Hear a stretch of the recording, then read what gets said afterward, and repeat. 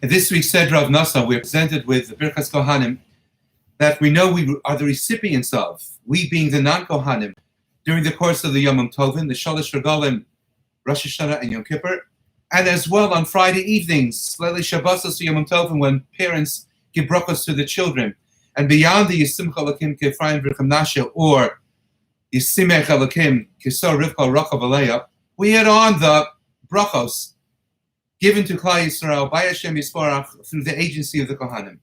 And the very first bracha that we are accustomed to is Yivarechecha Adonai v'Yishmerecha.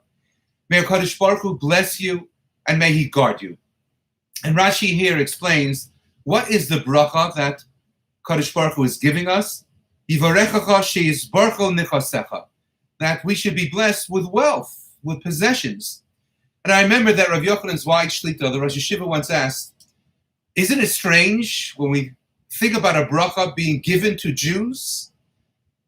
The most important thing regarding any lexicon of blessing for a Jewish parent vis-a-vis one's children or oneself is health. Health first. Health, basic sustenance, food, shelter, a roof over one's head, way before the notion of opulence, the notion of Yisbarach Nechasecha. And the Rosh Yeshivas of Zayin Gesund explain that when HaKadosh Baruch Hu gives the bracha through the Kohanim to his nation of Klal Yisrael, he's not simply giving them a bracha that they should be the recipients of that which is required and needed at a baseline level, but rather he's going to give them a bracha, he's going to shower upon us a bracha of love because he loves us. And when you love someone, you don't simply wish that they should be the recipients of their basic needs, but rather you wish that they should receive that and so much more. As Ezra explains, Tosefes Chayim V'Osher, a surfeit, a surplus of that which is necessary, way beyond that which is base level in nature, even bordering perhaps on luxury.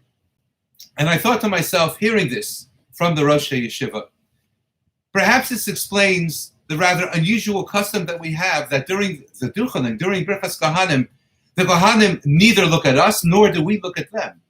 And the Mishnah Berurah paskins, in fact, as everyone does, that in fact the minhag is that we do not look at the Kohanim during Parshas Kohanim. We don't look at their hands. And according to the Ramah, the Kohanim should not be looking at their hands. And therefore they place the talis over their heads and we place our talesos over our heads. Or in the women's section, the women should be looking down.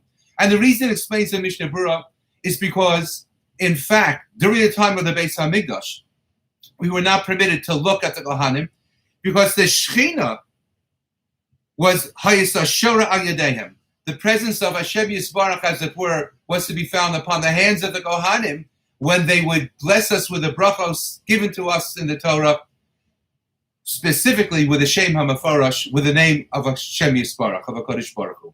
Nowadays, we no longer have the brachos given to us with the Shem HaMeforash, and therefore we really cover up and we don't look at each other in order not to experience a Hesach Hadas, in order not to take our mind off the brachos that are being given to us, and in order for the Kohanim not to take their minds off the brachos that they are in fact bestowing upon us.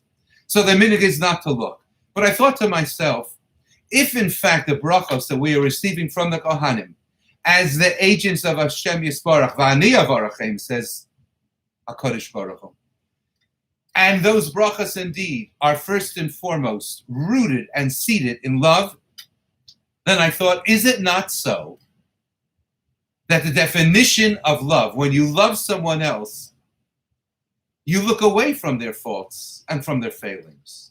And you don't look at them when you're ready to give a bracha in order to evaluate exactly what they are deserving of or what they are not deserving of. But rather you give with a full heart. Because love is blind. We don't look at the imperfections of the recipients of our love. And rather, we shower upon them all that one could possibly wish an individual whom we have such great and deep feelings for.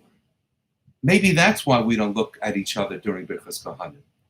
Because the Kodesh Baruch Hu is blessing us as an expression of his love for us.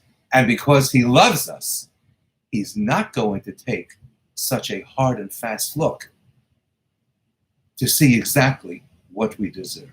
Have a wonderful Shabbos.